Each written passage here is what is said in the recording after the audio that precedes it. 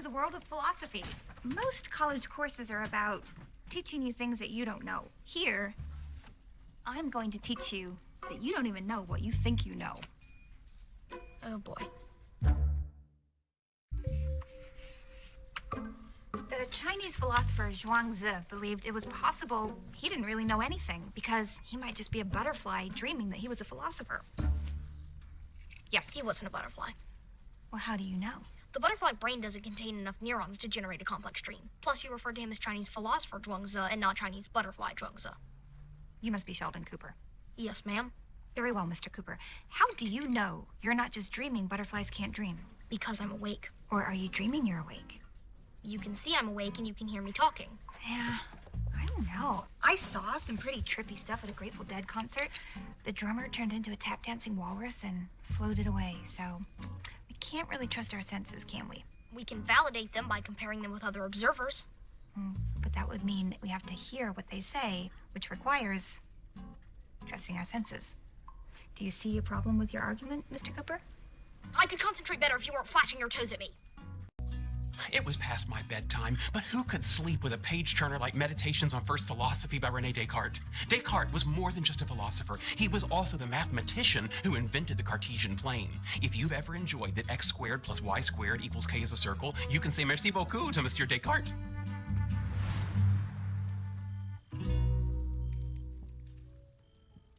Hello. Bonjour, Sheldon. Bonjour, René Descartes. Please, sit. I see you're reading a book on philosophy by Aristotle. I am. And it is garbage. Aristotle is, how you say, a punk. I'm also having trouble with my philosophy professor. She says that we don't know if science is true. Mon Dieu! Without science, we know nothing.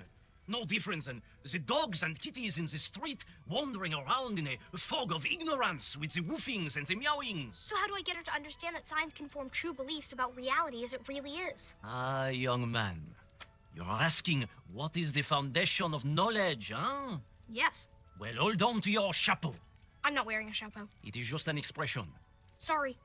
All knowledge must rest on a foundation that we can never doubt. And that is... Of course. So we learned that the theory of knowledge poses some very serious problems. Excuse me, Professor Erickson. I've done a little reading since last we spoke, and I'm prepared to show you that everything we know about science is true.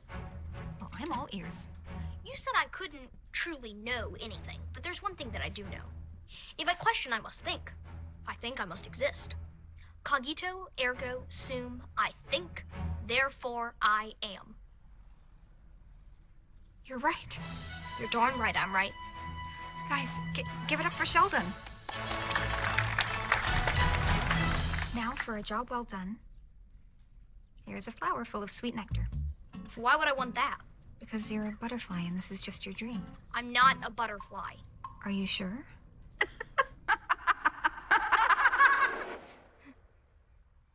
It was a dream.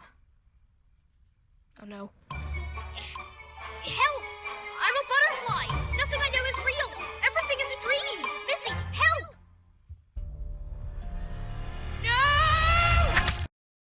Professor Erickson, I insisted. Oh, hello, Connie. What a pleasant surprise.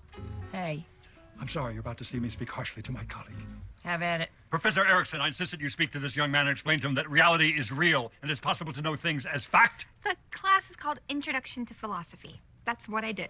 Well, unintroduce him. Yes, he's at this school because of his brilliant scientific mind. He spent my last class talking about processed cheese. Sheldon, is that true? Nothing's true. You see what you've done? You broke him. Hey, how come you didn't want to get out of bed this morning? If I can't know it's real, what's the point? You have the right words. You're just saying them wrong. It's not, what's the point? It's, what's the point? I don't understand. Asking these questions is exciting. It's what gets me out of bed. That's interesting. Richard Feynman did say the greatest joy in life is the pleasure of finding things out. Feynman, he's the physics guy, right? Yes, and your perfume is beguiling. It's all making sense to me now.